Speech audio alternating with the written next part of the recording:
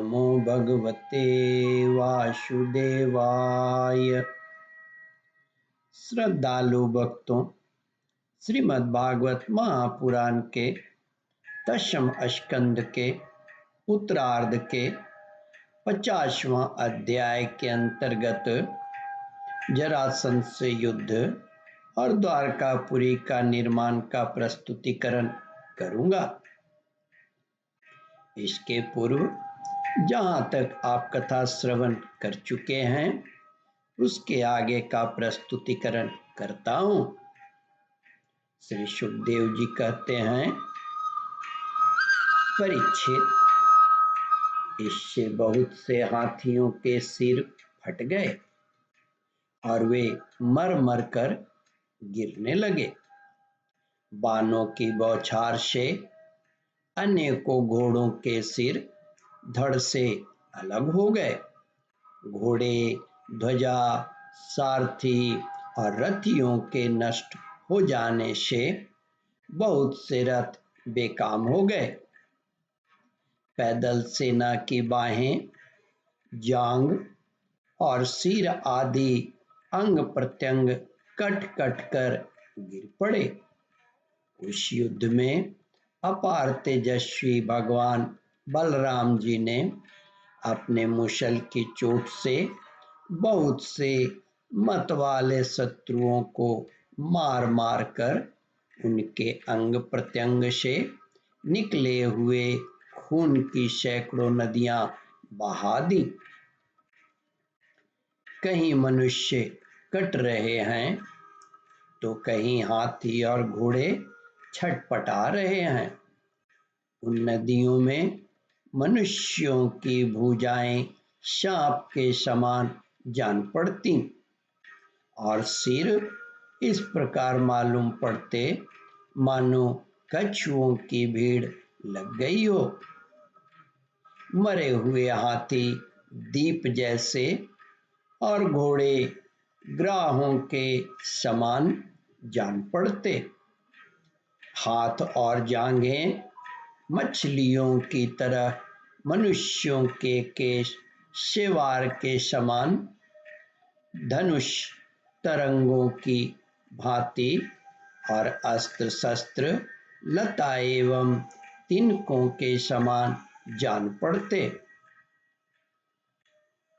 ढालें ऐसी मालूम पड़ती मानो भयानक भंवर हो। बहुमूल्य मणियां और आभूषण पत्थर के रोड़ों के तरह तथा कंकड़ों के समान बहे जा रहे थे। उन नदियों को देखकर कायर पुरुष डर रहे थे और वीरों का आपस में खूब उत्साह बढ़ रहा था।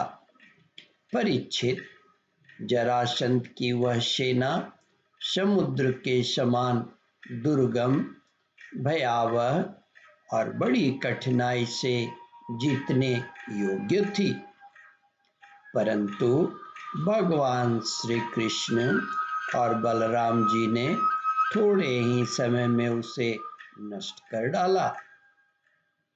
वे सारे जगत के स्वामी हैं। उनके लिए एक सेना क्या, एक सेना का नाश कर देना केवल खिलवाड़ ही तो है। परीक्षित, भगवान के गुण अनंत हैं। वे खेल खेल में ही तीनों लोकों की उत्पत्ति, स्थिति और संहार करते हैं। उनके लिए यह कोई बड़ी बात नहीं है कि वे शत्रुओं की सेना का इस प्रकार बात ही बात में सत्यानाश कर दें। तथापि जब वे मनुष्य का आवेश धारण करके मनुष्य की लीला करते हैं तब उसका भी वर्णन किया ही जाता है। इस प्रकार जरासंध की सारी सेना मारी गई, रथ भी टूट गया, शरीर में केवल प्राण बाकी रहे।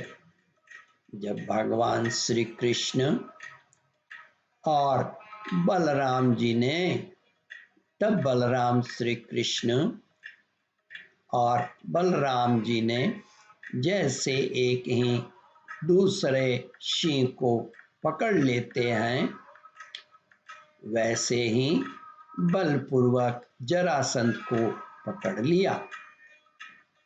जरासंध ने पहले बहुत से विपक्षी नरपतियों का वध किया था, परंतु आज उसे बलराम जी वरुण की फांसी और मनुष्यों के फंदे से बांध रहे थे। भगवान श्री कृष्ण ने यह